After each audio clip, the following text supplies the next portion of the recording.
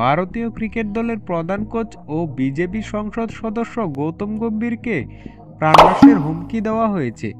গৌতম গম্ভীর বুধবার রাজেন্দ্রনগর থানার এসএইচও এবং দিল্লি পুলিশের সেন্ট্রাল ডেপুটি কমিশনারের কাছে লিখিতভাবে অভিযোগ দায়েরের অনুরোধ করেছেন। গম্ভীর অনুরোধ করেছেন তার এবং তার পরিবারের নিরাপত্তা সুনিশ্চিত করতে যেন সরকারের পক্ষ থেকে উপযুক্ত পদক্ষেপ নেওয়া হয়। গত 22 এপ্রিল গম্ভীর দুটি ইমেল পেয়েছেন, একটি দুপুরে অপরটি সন্ধ্যায়। এই ইমেলে লেখা ছিল আই কিল ইউ।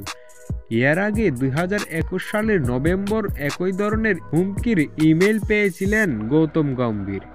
বৃহস্পতিবার দিল্লি পুলিশ জানিয়েছে গৌতম গম্ভীরের সঙ্গে যুক্ত একটি ইমেল আইডিতে একটি হুমকি বার্তা এসেছে বলে আমাদের জানানো হয়েছে। বিষয়টি তদন্তাধীন। গৌতম গম্ভীর ইতিমধ্যে দিল্লি পুলিশের সুরক্ষাভুক্ত ব্যক্তি।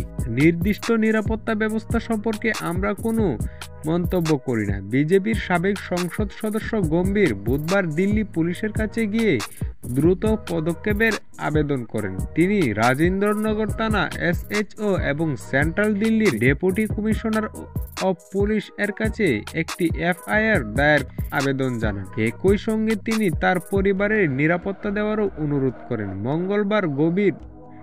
মঙ্গলবার গম্ভীর এক প্ল্যাটফর্মে জম্মু কাশ্মীরের পেহেলগামের সন্ত্রাসী হামলা নিয়ে মন্তব্য করেন। পর্যটকদের উপর যেভাবে হামলা হয়েছিল তার তীব্র নিন্দা জানিয়েছিলেন গৌতম গম্ভীর। উপত্যকায় পর্যটকদের উপর সন্ত্রাসীদের গুলিবর্ষণে 26 জন নিহত হয়েছে, যা 2019 সালের পুলওয়ামা হামলার ভয়াবহ ঘটনা বলে বিবেচিত হচ্ছে।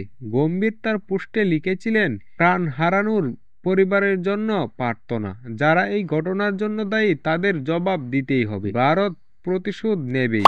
এরপরেই হয়তো প্রাণনাশের হুমকি পেয়েছেন গৌতম গম্ভীর।